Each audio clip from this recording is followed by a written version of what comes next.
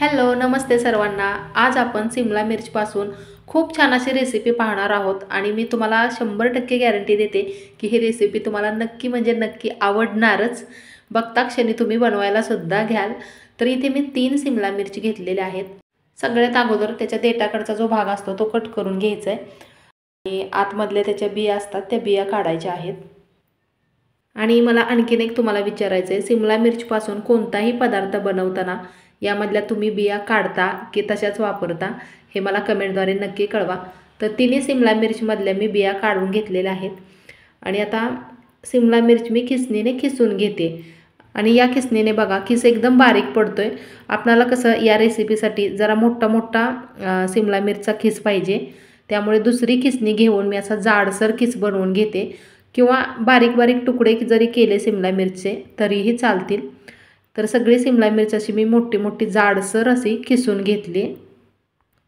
गॅसवरती कढई गरम करायला ठेवली आणि त्यामध्ये तेल घातलेलं आहे। तेल चांगलं गरम झालं की त्यामध्ये सगळ्यात अगोदर घालायची आहे मोहरी।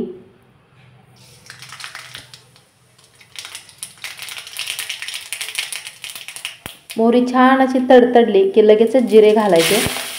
कढीपत्ता घातलेला आहे आणि त्यानंतर एक मध्यम साईजचा कांदा मी असा उभा कट करून घेतलाय, एकदम पातळ असे काप करून घेतलेत। चिरलेला कांदा यामध्ये घालायचा।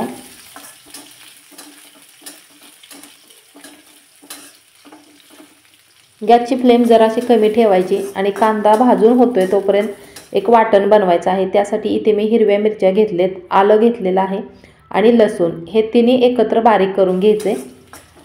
कांदा बघा जरासा बऱ्यापैकी म्हणजे थोडासा लालसर कलर येईपर्यंत भाजून घेतला आणि त्यानंतर मग ही खिसून घेतलेली सिमला मिरची घालायची। ही रेसिपी बनवताना मी अजिबात पाण्याचा वापर करणार नाही, पुढे पाहालच तुम्ही। तर व्यवस्थित हे चांगलं भाजून घ्यायचे आणि पटकन याला मऊपणा येण्यासाठी यामध्ये घालायचं आहे चवीनुसार मीठ। यामध्ये पाणी अजिबात वापरलं नाही, त्यामुळे 1-2 दिवस तरी आरामशीर टिकते। जर कुठे तुम्ही प्रवासाला निघाला असाल तर अशी रेसिपी तुम्ही नक्कीच बनवून घेऊन जाऊ शकता आणि खायला सुद्धा खूप भारी टेस्टी लागते। तर व्यवस्थित चांगलं हे मिक्स करून घेतलेलं आहे आणि त्यानंतर हे जे मिरचीचं वाटण बनवलं होतं ते वाटण यामध्ये घालायचे। तुम्हाला जर हिरवी मिरची आवडत नसेल किंवा तुमच्याकडे आयत्या वेळेला मिरची उपलब्ध नसेल तर लाल तिखट वापरलं तरीही चालेल।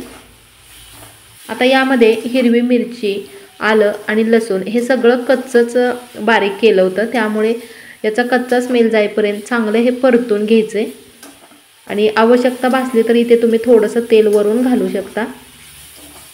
तर चांगलं हे मी परतून घेतलेलं आहे आणि त्यानंतर पाव चमचा घातलेले आहे हळद।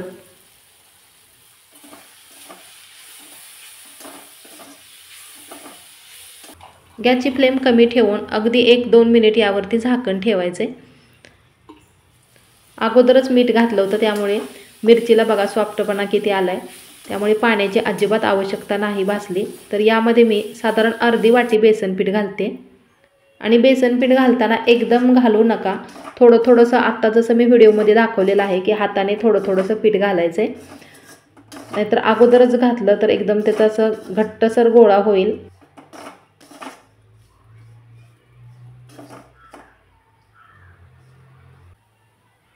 वरून अजून मी थोडंसं तेल घालते।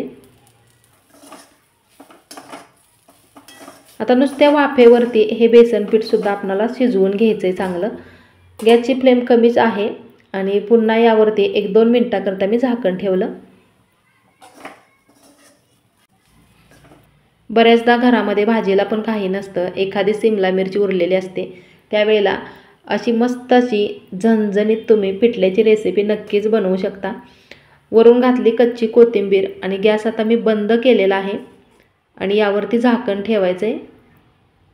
चपातीसोबत भाकरीबरोबर खायला मस्त लागतं एकदम पिठलं। कशी वाटली रेसिपी? थोडीशी जरी आवडली असेल तर प्लीज आपल्या चॅनलला लाईक, शेअर आणि सबस्क्राईब करायला अजिबात विसरू नका। भेटूया अशाच नवीन एका छानशा रेसिपीसोबत पुढच्या व्हिडिओमध्ये।